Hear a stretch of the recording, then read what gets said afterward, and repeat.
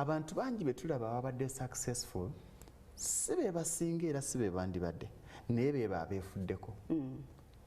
okwefaako ne kutandikira mu kwezuula ekyo kyeweezudde n'olafuba n'okulaba ng'okiraga ensi kati wali abaakulaba erwengo ng'okula nagamba kati kana akaali wano jjo nga kasiiwufu okufa obufi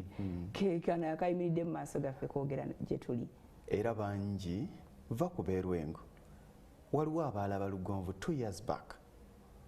paka kati bali ku NTV bali ku Spark TV bagamba Lugonvu kakati atugamba ki era ekyenjawulo kyenina nti sikugamba bye nasoma sitambulira ku buyigirize sitambulira ku butabo obungi bw'osoma akatabo kano reality nti gwe kennyini bw'okeera ku makya Lugonvu kyatannakola tajja kigamba. You get me? Nti nkugamba ekyo nange kyensobodde okutuukako nega nti bwe mbanga nze yazaalibwa Erwenge Busubi Kyamaganda nga amasomero gonna ge nasomera kera abantu bangi bawakana ne bagamba kakati mumulaba mwasomera mu masomero ag'abagagga. Answer is no. Essomero ly'ebbeeri nasomerako okukoma ku secondary yali ya mitwalo 17. That was my senior 6 senior 5. Naye amasomero ge nali mu primary gaali ga 10 na mitwalo 23. Kituzaayo nti tekitandikira ku buyivu na kinaye olunaku lw'ozuuka noga nti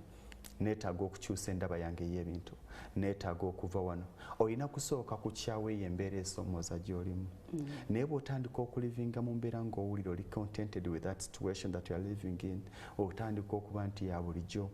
naawe kennyini ali mu bulamu obulungi tobukyawa wabula lafuuba nenyo oleme kudda mu bulamu obuki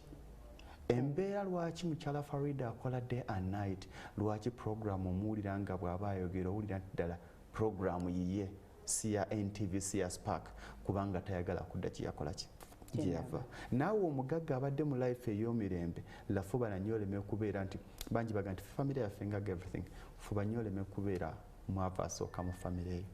naawe abadde mu mbeera esomooza Mukama bw'abanga akuggyeyo kitegeeza nti togenda kupondooka okusobola okukuuma that status oleme kudda mu bulamu bwe wakola ki bwe walimu before.